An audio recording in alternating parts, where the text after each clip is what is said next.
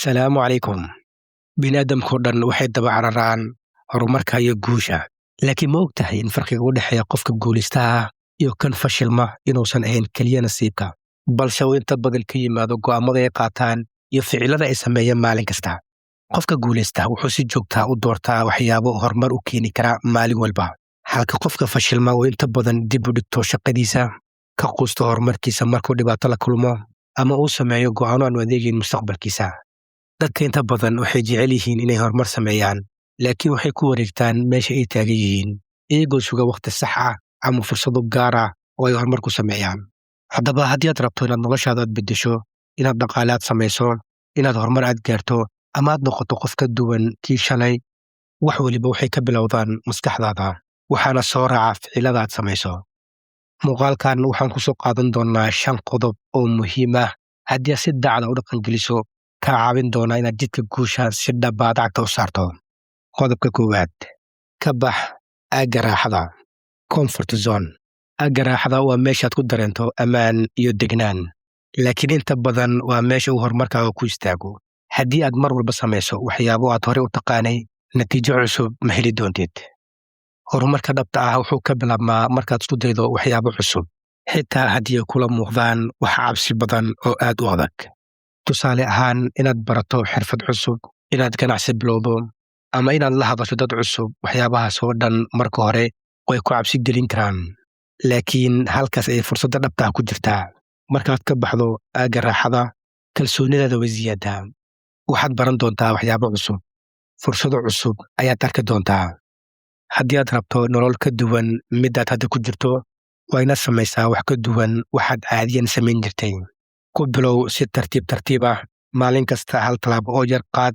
Ugu dambeyn waxaad arki doontaa in waxaad ka cabsanaysay noqdaan furaha guushaada. Qodobka 2: ka faa'iidayso fursadahaaga. Fursadaha waa albaabyo mararka qaar si lama filaan ah ku furma, laakiin dadka guulaysta ayaa inta badan arka oo ka faa'iidaysta. Dad badan waxay arkaan fursado dhab ah, balse way ka labalabeeyaan ama dib ayay u dhigaan. Ugu dambeyn fursaddaas way seegaan. Fursadaha ma yimaadaan iyagoo sahlan, marmarka qaar waxay ku yimaadaan iyagoo la socda shaqo adag oo halis badan ama wax cusub oo aadan hubin inaad qaban karto.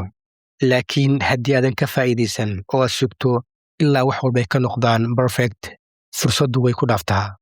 Si aad ugu faa'iidaysato fursadaha, noqo qof feejigan oo indho furan. Ha ka baqin inaad tijaabiso wax cusub. Go'aan qaado marka fursadda ay kuu muuqato. Ka faa'iidayso fursaddaad haysato xitaa hadday tahay fursad aad u yar.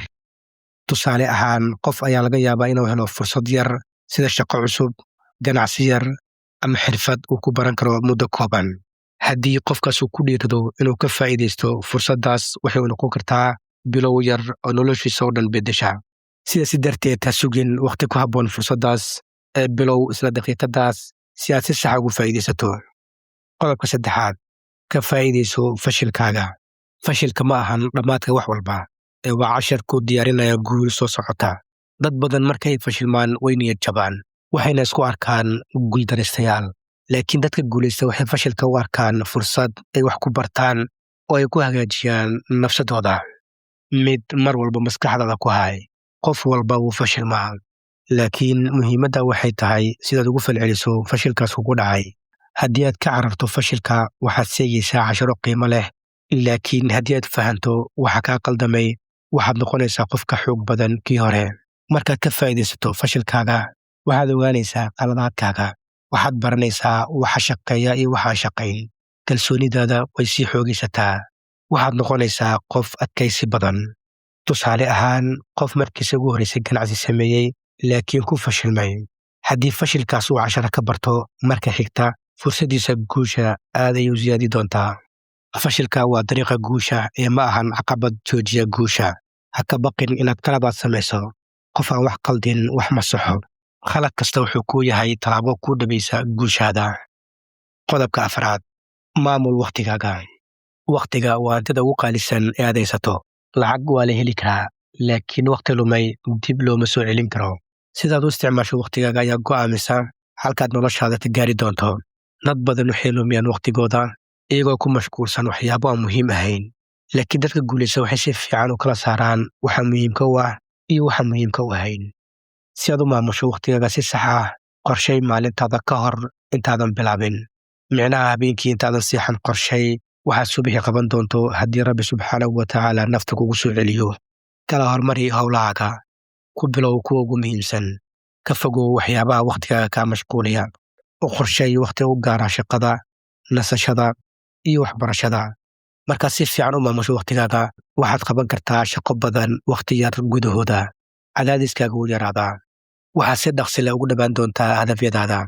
Haddii aadan wakhtigaaga maamulin, wakhtiga ayaa ku maamuli doona. Bilow maanta inaad adiga maamusho wakhtigaaga, xitaa haddii ay tahay inaad hal saac si fiican ugu faa'iidaysato. Tallaabo yar oo sax ah ayaa keenta isbeddel weyn mustaqbalka. Qodobka shanaad, isxakamay. Isxakamaynta waa awooddaad naftaada ugu khasbi karto inaad samayso wax saxda ah xitaa marka aadan niyad u hayn. Waa waxa kala saara dadka riyooda iyo dadka dhab ahaan guusha u gaara. Marmarka qaar waxaad dareemi doontaa caajis, daal ama rabitaan aad ku nasato. Laakiin guusha ma timaado markaad sugto firfircooni ama dareen wanaagsan. Guusha waxay timaadaa markaad ficil samayso xitaa maalmaad ku jirto marxaladaha adag.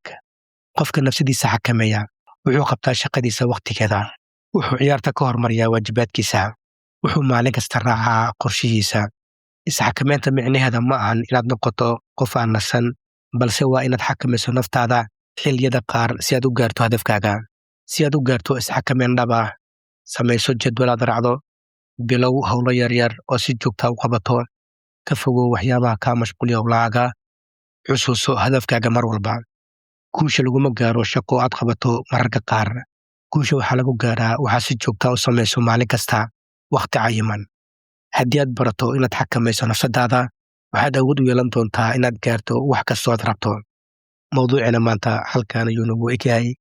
Intii mawduuc kale, asalaamu calaykum waraxmatullaahi wabarakaatuh.